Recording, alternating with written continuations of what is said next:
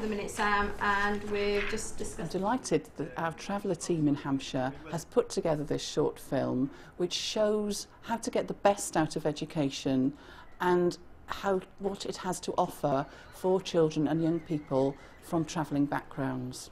The film really covers a variety of areas. For example, there's a section on ascription, declaring your own ethnic group and explaining how important this is, and also what happens to that information and the secure way in which it's stored. There's also information about different points of education, so for example applying for a school place, moving on to other sections of education, moving on to secondary schools and showcasing what's available there and also in colleges. Also, the film shows what happens if you're not happy for some reason about your child's education, what you can do to address that. Because we're a very small unit, we can provide a personalised learning programme, so we can look at what people's strengths are, what they need help with, and we can absolutely target that support specifically. So say, for example, they needed help with their literacy or their numeracy, we can set up a one-to-one programme so that they're getting targeted support for that. If you arrive in Hampshire or move within the county mid-school year, then the first thing you should do for your child is go along to your local school and request an application form. The person on reception will give you a form and will give you an indication on whether they have spaces or not in your child's year group.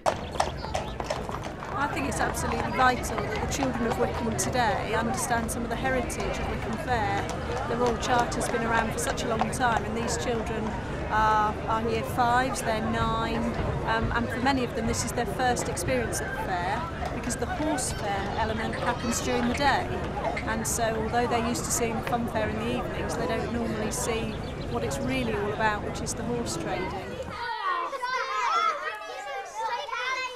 One of the most common questions that parents who are considering electively home education ask us is, how can the County Council support? I'm afraid the answer is, if you choose to electively home educate, the County Council do not support home education financially at all.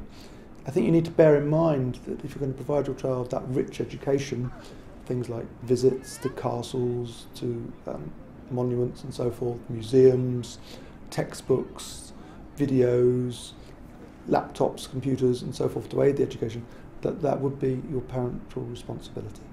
And education is absolutely vital for every individual child, be the traveller child or not. The reason for this is we live in a changing world, and the travelling community especially are undergoing change, and life is becoming much more difficult for them. So it's essential that these children are equipped to go into the 21st century and to be able to choose the pathway they wish to follow.